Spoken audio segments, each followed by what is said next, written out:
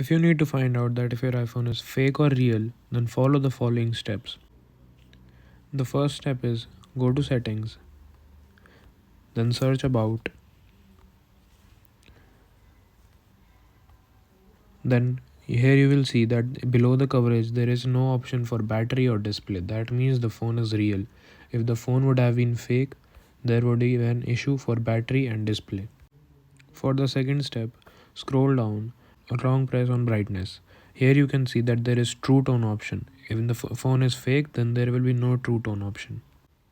The second method is going on settings. Then here you can go to general and about. Then you can copy your serial number and then go to this website, check coverage@apple.com, paste your serial number here, fill up the characters and click submit. Here you can see the phone is real. If the phone will not be real, then this will not show. For the next method, make sure our app store is real. Click on App Store and make sure it is real and not fake, and the phone is not taking you to any random Google Play Store. For the next method, make sure your Siri is available. Long press on the power button. This will unlock Siri, and here you can see my Siri is original. That means the iPhone is original. If this will not pop up, then it is not original.